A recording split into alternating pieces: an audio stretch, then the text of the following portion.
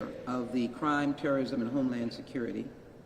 In addition, I'm a commissioner on the Tom Lantos Human Rights Commission and have worked extensively as a member of the European Parliamentary Exchange on international issues dealing with Europe. In February of this year, I was in Lithuania when the Russian forces invaded Ukraine. It was only about 10 days before that that Brittney Griner was taken. The notice did not come because the Russians did not notify even the United States. I think that should be made very clear, that we were not, the appropriate persons were not notified. And the initial response was that this was a temporary holding and that she would be released. As a member of the Homeland Security Committee, over the nation's airports, even on international travelers, many times contraband or any suggestion of you having food items or what other items are simply taken away. We have no idea what transpired with respect to Brittney Griner, because it should really be known that Brittney Griner lived in Russia for at least 5 to 7 years, playing on a very well-known and very successful basketball team. Basketball in Europe is enormously popular, and they fight over outstanding players. As a WNBA player, you will find that many women basketball players play in Europe or play in Russia. And so the actions taken were enormously suspicious. And from the very beginning, I asked for the State Department to be engaged. I knew that our State Department's engagement would be key to finding out the truth of why Brittney Griner was held. I want the best for these proceedings and negotiations that are continuing to go. And so we want to tomorrow, and we're inviting Houston to show the public support of a hometown student, a person who honed their skills at Nimitz High School as a basketball player, and as well graduated from Baylor University, and has gone on to be an Olympian and as well to be a renowned member of the WNBA, being first and second in terms of playing and performance in the WNBA. Tomorrow, we invite the community to join us. Basketball players, retired. We will be at the Toyota Center at 6 p.m. I'm delighted to have as my collaborators the Honorable Commissioner Rodney Ellis, the Honorable Mayor Sylvester Turner, all of whom will be present, and of course, the President of the NAACP. But the focus is on the people of Houston, her fellow students from Nimitz, and all of you. It is free, and we hope to make it as hospitable as possible. It is in the evening at 6 p.m. We want to accommodate all of those who are working, and otherwise, we hope you'll bring your children. Because as we rally to support her, as we explain what it means to not live in a democracy, and how it is important for democracy to embrace one of our fellow Texans, we will then go into a prayer vigil. And we'll be receiving music from some of our renowned musicians in this community, including a video, because she has to be out of town, from Yolanda Adams. We will be listening to prayers from a variety of individuals, and we will do this together as a community. We will do this together as a community. We hope that we will have some greetings from the U.S. Department of State, and as we are speaking, more and more is being added to the program. But I am very excited because of the heroism of this individual, that the Trevor Reed family will be joining us tomorrow. And we are grateful for them, and we are grateful for the courage of Trevor Reed. But this is a community event, and it will not be successful if we do not come together. And let us be thoughtful of the family, and let us be thoughtful of the issue.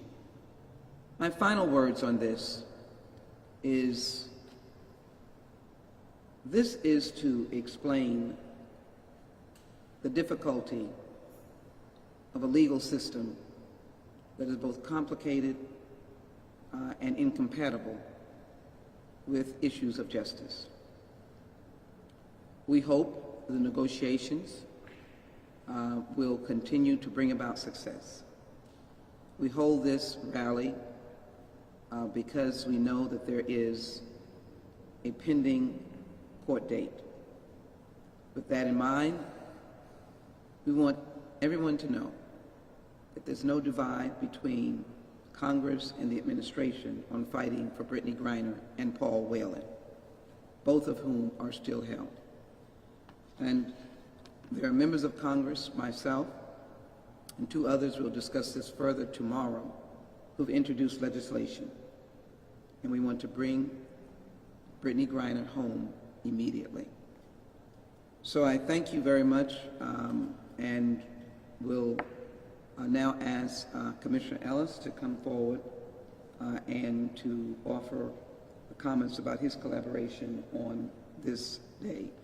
We will follow this with our discussion on the issue of gun violence in America and the issue of guns in Texas right after this. Thank you. First, I want to thank Congresswoman Sheila Jackson Lee. She is always on point and on time. When Brittney Griner was first arrested, she was informed, she and her colleagues, there's a time to lay low and you work the diplomatic channels, and there's a time to ramp it up. It's now time to ramp it up.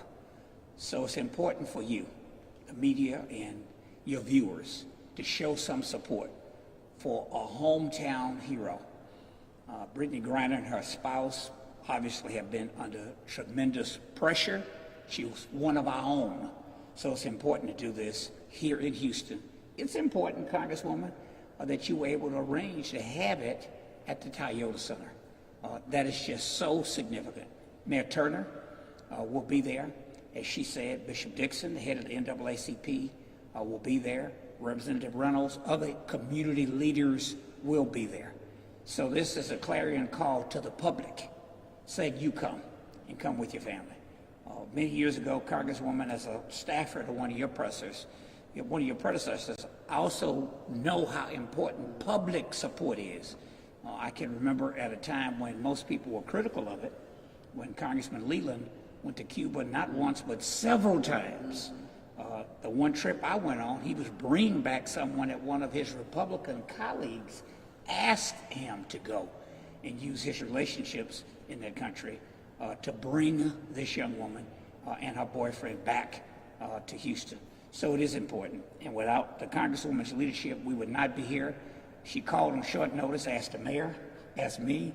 We put out a robocall to about 10 or 15,000 households. I think that's going out as we speak. So we need the media to get the word out. And it is important that we also show sensitivity to Paul Whelan and his family as well. He may not be our hometown person, but he's one of ours. He is in America. And it's important to note that even if our country has problems with Russia, for good cause we do, this is the issue that goes beyond governments and disagreements that they have. We're talking about a young woman in the prime of her career being detained in a foreign country. So it's all about bringing Brittney home. So, Congresswoman, thank you for your leadership on this. Thank you so very much. Thank you. Thank you so very much. Representative Reynolds is the vice chair of the the State Black Legislative Caucus, soon to be the chair. And I'd just like him to say a brief word. Then will come the chair of our Free Brittany Committee, Dooney Hebron, and she'll introduce Carl Davis, who is an active member of this committee. Then we will go into the gun issue, and we'll add Mr. Espinoza at that time, and he will be able to speak both in English and Spanish about both issues after the gun presentation. Chairwoman. Thank you, Congresswoman Sheila Jackson Lee, for your enormous leadership. One of the things that I'm so proud of Congresswoman Sheila Jackson Lee for doing is to elevate the issue of gun safety and bringing common sense gun reform to Texas through her role as Congresswoman in her role as one of the chairs of the Judiciary Committee. I want to thank you and Chairman Nadler for your tremendous leadership in making sure that that was front and center, because what some people may not realize is that what Governor Abbott failed to mention in his press conference when he was trying to deflect upon New York and LA and Chicago and their gun violence was that Congresswoman Sheila Jackson Lee, and you know this, that Texas leads the nation over the last decade in mass shootings. We're number one. And what did we do in response to the shooting in El Paso, in Santa Fe, in Sulphur Springs? What did we do the first legislative session after that when they made hopes and prayers and promises to those families? We passed open carry and we passed permitless carry. And so, Congresswoman Sheila Jackson Lee, thank you for your leadership in making sure that there will be federal legislation, because until Texas leaders become serious, we won't have it in Texas. We had legislation that the Democrats put forth, we couldn't get passed for red flag laws, okay. And thank you for your leadership in bringing it forth with Brittany Griner. I know that, like my daughter and all the young ladies who look up to her as a sports hero, that we need to make sure that we elevate the call that she be released from Russia. Thank you. Thank you, sir. Chairwoman Hebron. First, I want to thank Congresswoman Jackson Lee, not only as a lawmaker, but a mother and a historian, for taking the lead since the first day which Brittney Griner was detained in Russia, for fighting to bring her home. We want to bring Brittany home. She's not only a daughter of this city, but she is a well-known and remarkable national figure. Russia is not a place for anyone to be detained, let alone a woman. So we are working alongside with Congresswoman and our leaders in this community to fight and bring in Brittany home. So please join us tomorrow at the Toyota Center from 6 p.m. to 8 p.m. as we all gather, as Houston gathers, to let their voices be heard, to bring Brittany home. We will be having a rally from 6 to 7, and we will have a prayer vigil from 7 to 8. So please join us, and let us send our voices out so that people can hear us, Russia can hear us, and release our daughter and send her back home to us. Let us make sure that we keep Brittany and her family in prayer, and let me thank publicly, as I will do, both President Biden and the U.S. Department of State, who have been constantly engaged in this effort for both Brittany Griner and Paul Whelan. It is important to note that both of them have been declared wrongfully detained. They are hostages. And so it is important now for us to be as open with our desire for her to come home and to show the unity not only of this community but of the state of Texas. And that's what we intend to do tomorrow. So thank you all very much for that, and we'll have more to say about the legislation, and there'll be more persons on the program that you will hear from in their commitment and their ability to talk about this important matter. I chair, as I said, the Committee on Crime, Terrorism, and Homeland Security.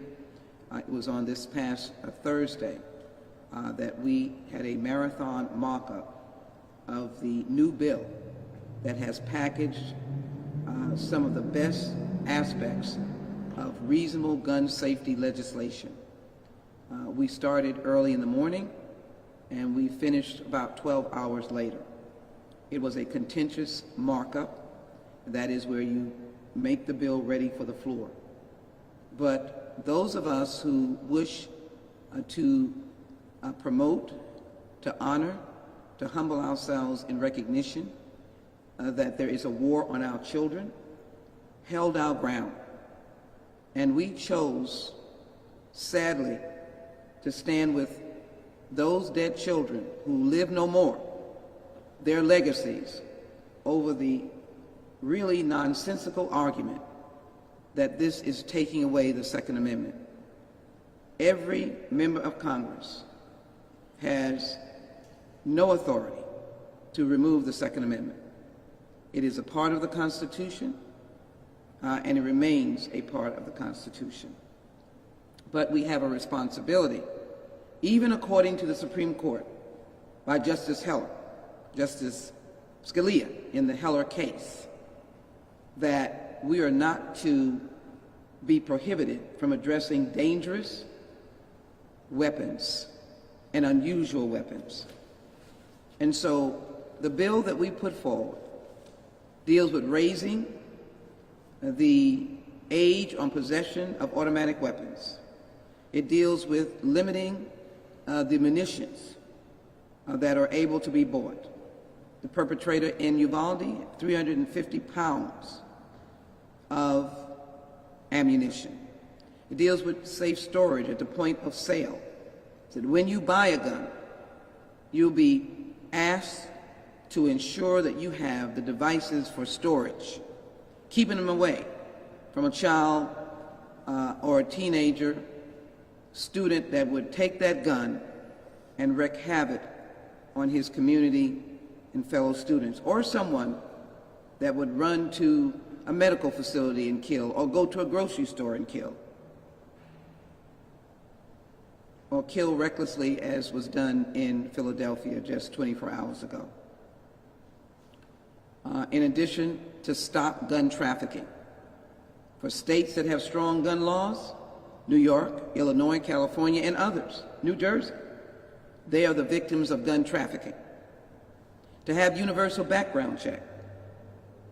And as the grandmother called the police in Uvalde when she saw her grandson run off and had been shot, she had the strength to call the police because he bought those guns on the same day as his 18th birthday.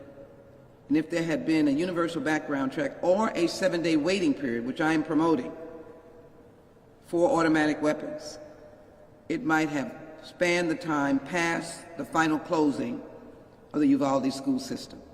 Any measure to have saved those babies' lives and those of the teachers and her beloved husband, who now been known to have died of a broken heart. He didn't need to die. His wife, the other teacher, or these children, or the trauma of the survivors, some of whom smeared blood on their bodies to survive. So this is to announce the next steps. We will go back to Washington and vote on this legislation in the House. That's the next step. There will also be a hearing in Washington, listening to the victims of gun violence who lived, the survivors, so that the nation can see that this is not without very strong merit, and that it really is a war on our children and a war on many Americans. We're not at war, but we're in a war because we have no control over the guns that are proliferating in our community. And if anyone recalls the shootout in my congressional district in early January of 2022, where police officers were dealing with a person who had a ghost gun that wounded, and thank God no one died, in terms of our law enforcement. We are banning and restraining ghost guns as well in the Protect Our Kids Act. We expect that bill to be passed before the end of the week. We also expect that then the negotiations in the Senate will intensify because they only have 10 days.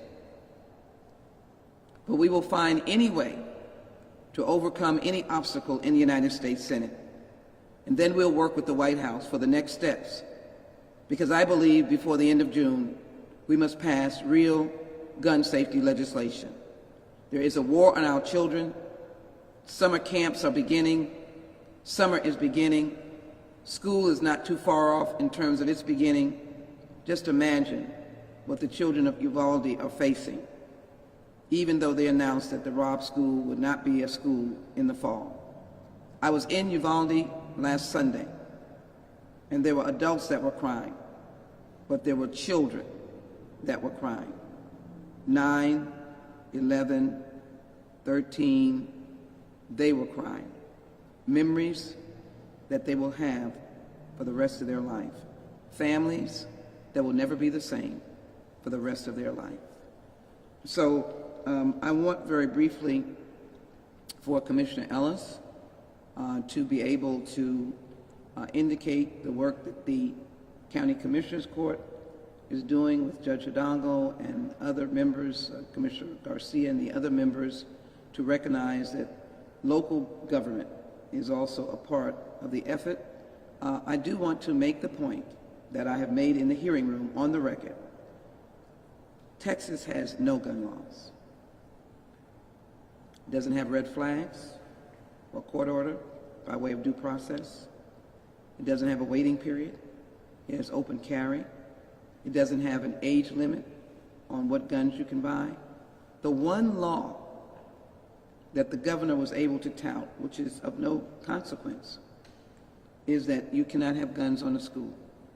And then you have someone saying, well, let's arm the teachers. Well, in Texas, it says you can't carry a gun on a school campus. But it has no laws that would have helped save those babies. A simple waiting period, 7 days for automatic weapons, could have stopped, as I said, Salvador. A red flag law might have been able to be implemented in his 18th birthday if there were signs of his misdeeds, and there were. There were. So I am stunned that I am confronting this in our state, which urges me even more to inform all of you that we will be on the floor voting for Protect Our Kids. We'll hold hearings, and we will push the Senate for their proposal, because one or the other will have to be on the president's desk. And we will find a way for that to be on the president's desk to save lives and to begin to end the war on our children in their own country. Just as someone said, defenseless and innocent. They died in the place that should be one of the safest places they could ever be. The legislation was introduced by myself, Chairman Nadler, and Chairman Thompson. 3 of us introduced this legislation this past week, and it is now ready to go to the floor of the House. Commissioner Ellis? Thank you, Congresswoman. At Commissioners Court at our last meeting, Judge Hidalgo, Commissioner Garcia, and I voted in support of a resolution asking that our federal government pass the very reasonable measures that Congresswoman Jackson Lee just alluded to. We also had language in it asking our state partners to step up and do their job. And if not, to give us, on the local level, the ability to do that. We have no ability to do that. Congresswoman, I neglected to mention earlier with regard to Brittany Griner, this will be the first public rally in the nation. It's appropriate that you called it, by the way, and that it be in her hometown. We just left a church service, and I want to stress how important it is for us to always offer thoughts and prayers. But there's a time when that becomes hollow.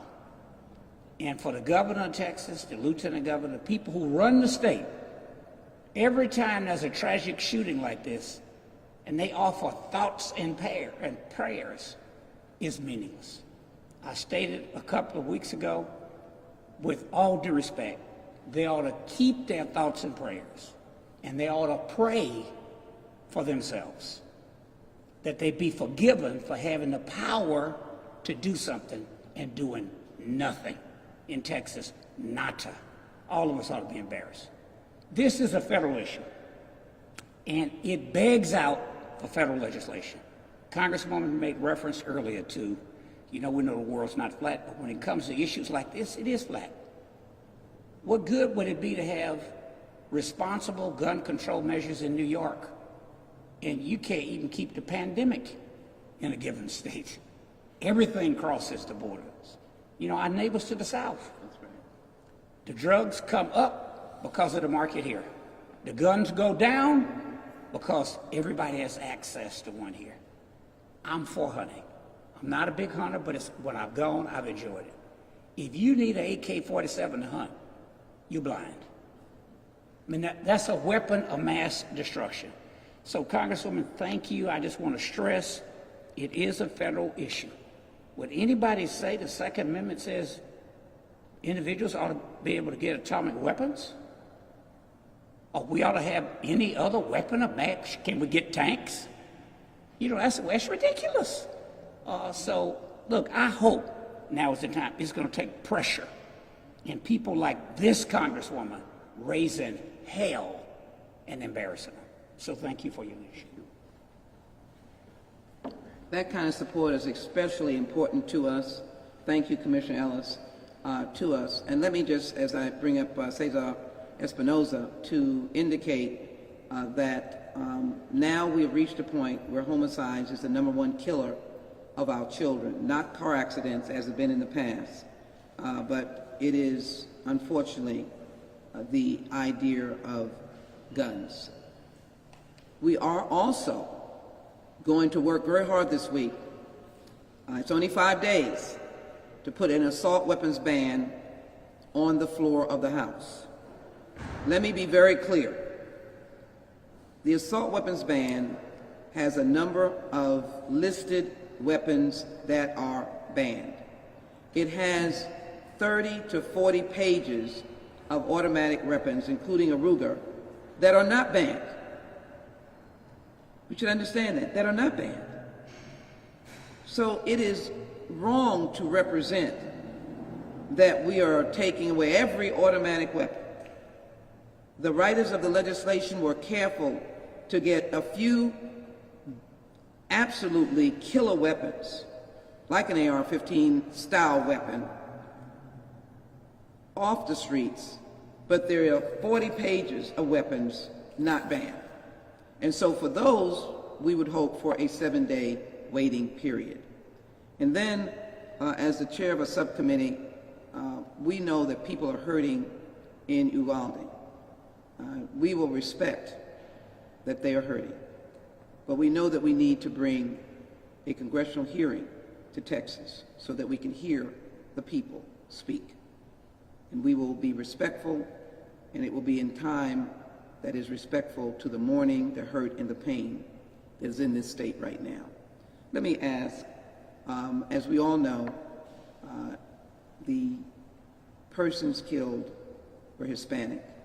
Persons killed in El Paso were Hispanic. Persons killed in Buffalo were black.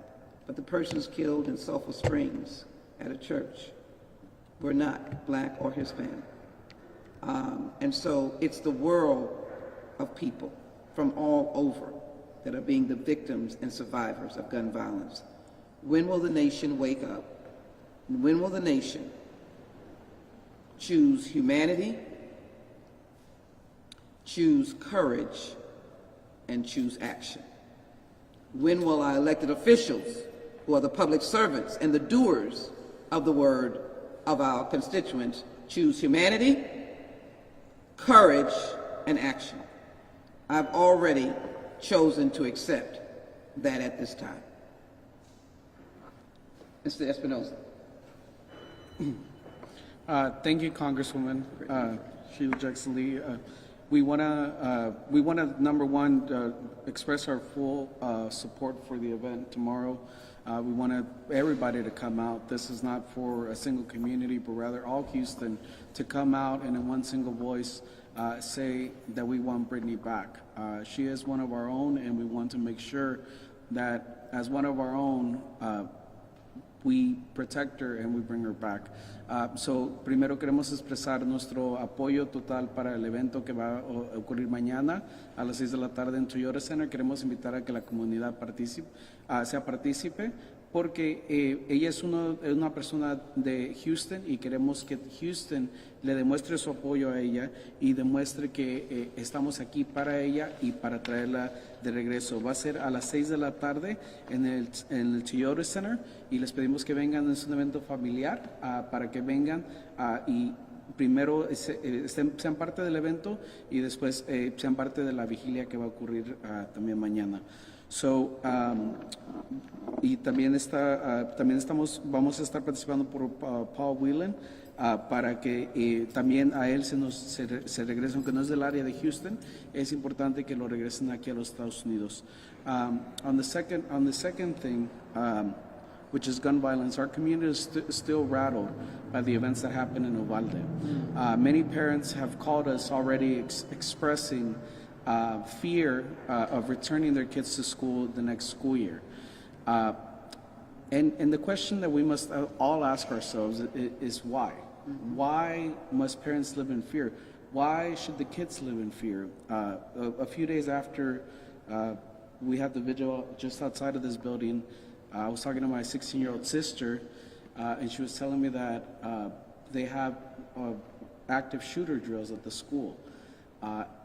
And she says that they don't know when they're going to happen, and they just happen, and at some point they don't even know if it's a real active shooter or if it's just a drill. So why should my 16-year-old sister, my kid, and other kids have to live in this constant fear? There's a saying in Spanish that says, el que nada debe nada teme. He who does not owe anything shouldn't fear anything. So why are people so afraid to undergo background checks? Why are they so afraid to be responsible gun owners? And that's a question that we posed to the NRA last week, and that is a question that we will be, expressing every time, whether it's a congressional hearing, whether it's in D.C., whether it's on the streets, we will be expressing that thought. Muy importante que nuestra comunidad todavía está sufriendo de los efectos que pasó en Uvalde. Hay mucha preocupación en la comunidad, mucha preocupación inclusive de familias que no saben y si el retorno a la escuela del año que viene van a regresar a la escuela o si los van a mantener en la casa. Y los padres no tienen que vivir en ese miedo. Los padres deberíamos de vivir con la seguridad que si nuestros hijos van a la escuela, van a regresar. Sean la parte, una de las cosas que se propone en el bill que está ofreciendo la congresista Sheila Jackson Lee es que haya responsabilidad, que se responsabilice a las personas que tienen armas para que sean portadores de armas, pero que sean responsables con el cargamento que ellos llevan. Y como dice el dicho, el que nada debe, nada teme. Si no tienen nada que temer, ¿por qué tienen tanto miedo a que se les cuestione su involucramiento en crímenes pasados o que se les haga algún tipo de licencia para portar armas? Estamos aquí, le queremos agradecer a la congresista Sheila Jackson Lee por su liderazgo y de nuevo ya está trabajando en Washington D.C. por las familias latinas, por las familias afroamericanas, por todas las familias que viven en Houston. And we want to thank you for always stepping up for communities of color, for our communities, for your district, and for the entire city of Houston. We'll take questions in a minute. We'll ask Mr. Davis to speak to the importance of the prayer vigil for this community and the bringing together of religious leaders. Thank you, Congresswoman, for all your efforts and your leadership in trying to bring Brittney Griner home. As you said that on tomorrow at the Toyota Center there will be prayer vigil. We're issuing a call to all pastors. You know that prayer does work. And as I was reflecting, it's grandparents' prayers who has lifted those young people up. And I know that whether to bring them forward through toil and through troubles that they have experienced. And we are asking all pastors, ministers from around this city, let's stand united on tomorrow with Congresswoman Lee as we pray to bring Brittany Griner home. It will take all of us working together as one. And again, thank you, Congresswoman Lee, for your outstanding leadership, along with Commissioner Ellis, who was here early, and State Representative Ron Reynolds. That's federal government, state government, and county government working together as one. Thank you. Let me conclude by thanking the lead conveners of the Brittany Griner support rally and prayer vigil, that is both Commissioner Ellis, Mayor Turner, and as well joining me is the President of the NAACP, Bishop James Dixon. Let me thank those who are here, Mr. Carl Davis, who is assisting as a member of the Free Brittany Griner Committee on the prayer vigil. Let me thank Representative Ron Reynolds, the Vice Chair of the State Black Legislative Caucus, that have been leaders on the issues of voting rights and gun safety. Thank him for that and his presence here to support Brittany Griner.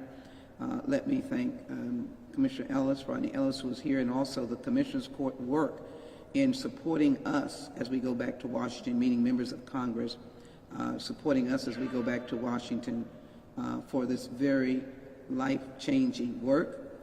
We thank Cesar Espinoza, who I know will be hearing from just continuously those who have been impacted, the survivors, and we thank Fial for his work.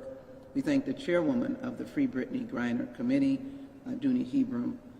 This is a task force that came together quickly because we knew that the silence needed to be broken by the sincerity of Houstonians and those of religious leaders. And that's what we intend to do, and do it in its right and proper order for tomorrow. Again, at the Toyota Center in the plaza, plenty of water, 6 p.m., corner of Polk and La Branch. We look forward to seeing you there as a showing of support for, again, our hometown girl, Brittany Griner. Any questions? If Brittany Griner isn't released before and has to go through this legal process, what is your biggest concern with having to go through the legal process over there? Well, I want to be respectful. Right now, Russia is obviously in a raging war against a country that has Western ideals and beliefs. It is a democracy. It leans toward the Western allies, Ukraine. The contrast is that you could go through a system in a country like Ukraine and expect to be heard and that justice would be rendered on the facts or the law. We are completely in the dark as to the legal system that may exist in Russia. It is evident by the hostages that are still there.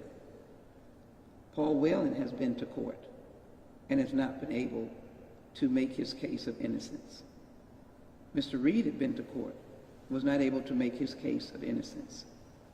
And so we don't have any basis of belief that there is a system that you can be heard, and that when you are heard that you'll be given the fairness of innocent until proven guilty. And there are many aspects of the case that shows that there was an intention to remove Brittany Griner from the airport and to now make her, as been declared by the United States State Department, a hostage. So I'm not really keen on that system working. I would hope that we continue to work with Russia and recognize what system they have. I hope Russia will continue to work with us. And there are many options that are still on the table for both Brittany Griner and Paul Whelan. As someone who's on the Homeland Security Committee, can you speak about any community? I know you said you guys are in the dark with legally how it's working over there, but any communication whatsoever that you can speak of that you know of? Well, I'm going to be generic and say there were communications last week, and we're waiting to get a report from those communications. They were not judicial or legal communications. They were face-to-face dialogue on how we can bring her home. And we're going to continue to look at those options. Again, she's been declared a hostage. The person that is in charge is the hostage negotiator out of the State Department. That is important and a big deal. We wish that wasn't the case. But those negotiations will go on outside of any legal issues and cases that may be in the future. And you mentioned the Reed family is going to be there. Can you talk about the significance of that being there? Well, I want to respect them and say that we are humbled. We're absolutely humbled. It is enormously significant. I had the privilege of working with them before their son was released. Their deep passion for America is without question. And their love of America and their love of all the hostages that are there. When they were speaking for their loved one, they spoke for Brittany Griner and Paul Whelan. And I will say this tomorrow, Paul Whelan's sister that is in New England said that she is praying for Brittany Griner to be released, and we are praying for Paul Whelan to be released, that they're all there. And we know that we're pushing them forward for the United States to put them at the very front of their efforts.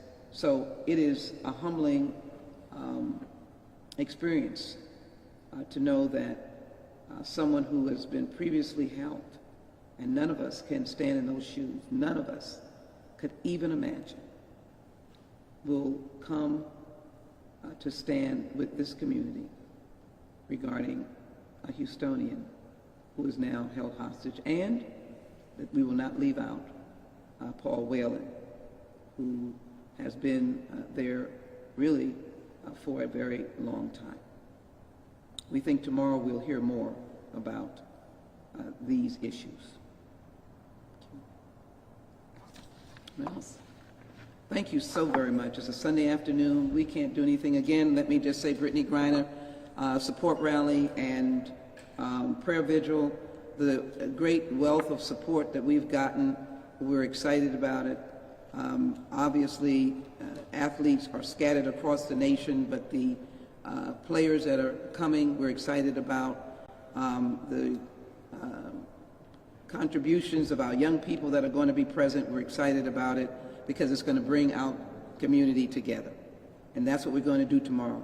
We're going to be together tomorrow at 6 p.m., Toyota Center. With my Spanish, it'll be mi casa es su casa. My house is your house. I need you there tomorrow, 6 p.m., Toyota Center, La Branch and Polk. Thank you so very much. For Brittany Griner.